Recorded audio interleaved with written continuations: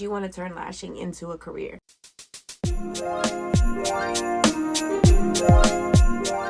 Welcome back to my channel. Today is Vlogmas Day 21 and we are doing a mukbang with Chipotle. The guy making my bowl loaded it up. I got me a sofritas bowl. Let me show you guys. I got that with some sour cream, cheese, lettuce, mild salsa, brown rice, black beans, and the sofritas. Oh, and some peppers and onions. So the guy who made my bowl also suggested that I try the honey chipotle dressing. I never tried that, so we're gonna give it a shot. All right, so today we're gonna talk about whether or not being a lash technician is a career and if it's lucrative. So I'm gonna jump right in. My initial answer to that question is gonna be yes, yes, and yes. But that is gonna be dependent on how far you want to take your career, or even if you want to make it a career. But let's just focus on making it a career. And I feel like this applies to any small business, so I don't really know why the conversation of whether lash teching is a career or not is in question, because any small business is going to depend on you and how far you want to take your business. So when I first started lashing, I didn't know it was going to turn into a career until I got more into it. I knew eventually I wanted to do something different and something that I enjoyed, but I had no clue that I'd want to own my own business or that I would be good at being a business owner. And I still have a lot to learn. So I feel like that is one part to it, is an eagerness to learn no matter what industry you're in, but especially in the lash business, because you want to constantly evolve, you want to constantly get better at what you're doing, and you want to stay up with trends. Obviously, anything in the service industry, beauty industry, there's always a trend to it. So you got to set yourself apart and make sure you're up on the trends and what your clients are asking for and bringing to you. You can't get far unless you're willing to evolve, change, grow, right? So education is key. You want to get your certifications. You want to make sure that you are attending trade shows. You want to make sure you are making connections in your industry.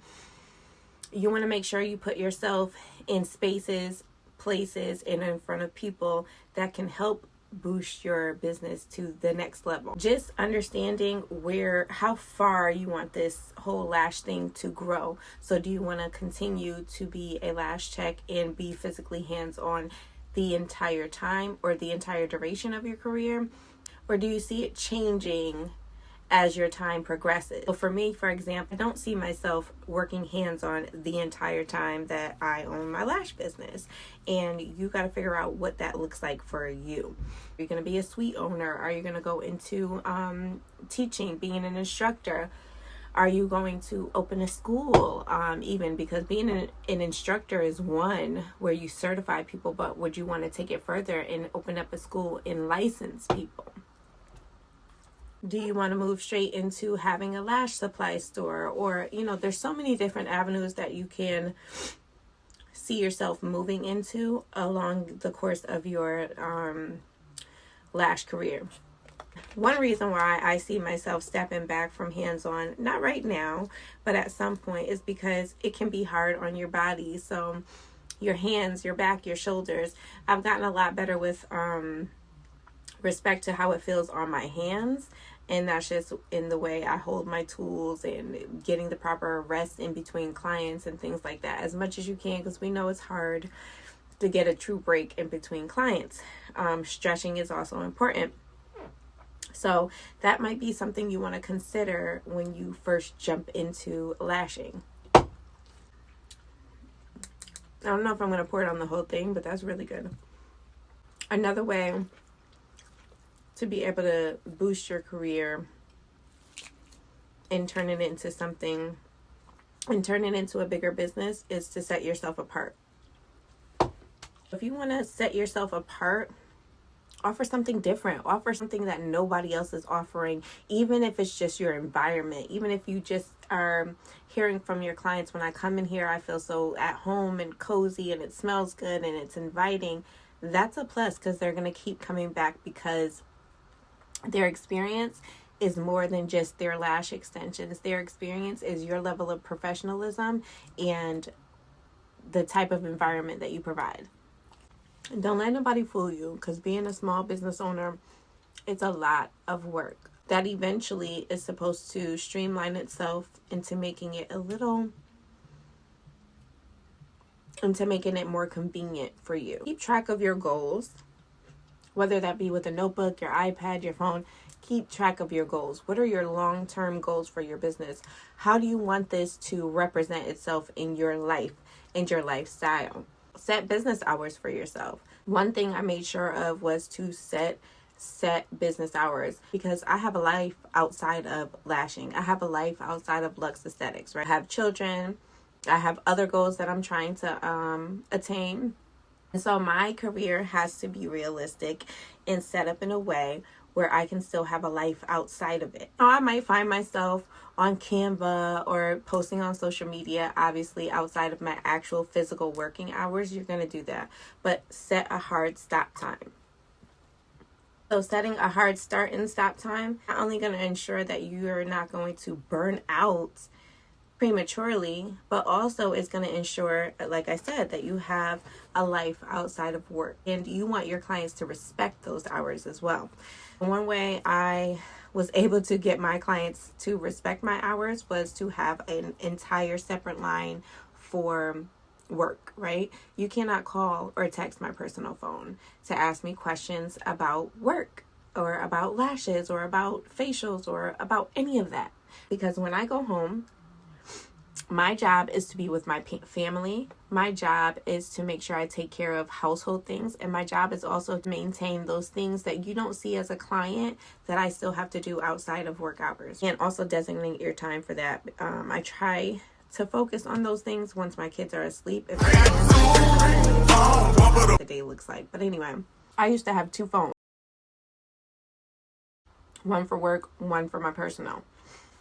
That got a little overwhelming for me, but my idea at first was that my business phone stays at work. I do not take it home, right? And that it did help. It did help me streamline and discipline myself into just block it out. You're home now. Just like everybody else gets to clock out of work and go home and be with their family, so do I. And having 2 phones might work for you. It just didn't work for me. And what I ended up doing was getting a you can do Google Voice. There's so many apps for it, but I ended up getting an app that creates a phone number for you. You can text me, you can call me, you can leave a voicemail. So now I have 2 separate numbers still, and 2 separate apps that I have to go into in order to respond. So, but one device. So that worked out for me. It streamlined it a lot. And I also was able to get myself disciplined enough prior to converting to just one phone. And I can avoid those text messages, no problem. My policy says that you need to allow 24 to 48 hours for a response. And that's via email and text message or voicemail. I no longer allow calls because it was unrealistic. Most of the time I'm working with my hands, and I find it rude to answer my phone in front of my clients, so I no longer do phone calls. The constant theme here is professionalism. So if you don't take your business and career serious, how do you expect anybody else to? You got to own it. You got to walk in it even when you're not ready to really believe it. You almost got to make yourself a little delulu about where you see your life going. Pretend you are already at where you would like to be. Like, I've just gotten into a space where I've respected my business. I mean, I've always respected the business, but respected myself enough to own it. Yeah, I run this. Oh, good question to ask yourself is, are you a hustler? Because, baby, if you're not, this ain't for the weak. You got to be able to have the heart to go out there and hustle, okay? So right now, you are playing all the roles. You're going to be handing out those flyers and business cards. You're going to be the salesperson. You're going to be the point of contact. You're going to be the cleaning lady. You are going to be all of those things. You know, one thing that drives me crazy is when a business owner in 2023 and soon to be 2024 says that they cannot stand to do social media. Social media is where it's at. Whether or not you want to get on that train in your personal life, if you're going to be running a business, and especially in the beauty industry, you need to be on social media consistently. Most people are checking social media and they're going to the search button and they're typing in Connecticut lash techs near me. But more than likely, they probably stumbled upon you on social media. A lot of my clients come from Instagram, especially. I'm trying to build up my little TikTok following and YouTube, but Instagram I get a lot of followers, or I get a lot of clients from. And I used to not be consistent. I used to not streamline my page. Eventually I got on more of a schedule, and you want to post your reels, you want to post your stories, you want to interact with your audience. And I feel like one of the bigger ways to grow your business and to be able to look at it as a career, it is by maintaining your clients. So there's nothing like a loyal client. Not only are they not going to cheat on you, they're going to be loyal to you in more than one way, for themselves as well as their friends, their cousins, their aunties, whoever. But they're going to put that word out there for you. They're going to be like your walking advertisement. And the last thing I'm going to touch on in this video is these are not necessarily the only things you have to do, but I feel like these are big things where you're putting your money. You want to know what comes in versus what's going out. You want to be able to have a certain software where you can see your numbers. If you want to run a report for this year's sales, for this month's sales, for last week's sales, you can do that. That's how you know whether or not your business is growing financially. You can't take a look at your numbers and see, wow, I've really grown from last year. I see my numbers shoot up, even if it's a small percentage. That's growth, right? And a lot of these softwares can also estimate what your sales could possibly look like for the following year. So you want to make sure you know what's coming in versus what's going out, and be able to have software that streamlines everything for you. So that is the end of this video. Hopefully this was helpful for you guys, and I would love to start a conversation down below. You guys add on to what I've already said and tell me how you have into a career. I may be able to take some advice from it, and whoever's watching might also be able to take some advice for it. So let's help each other out. If you enjoyed this video, please hit the like button and subscribe, and I will see you in the next video.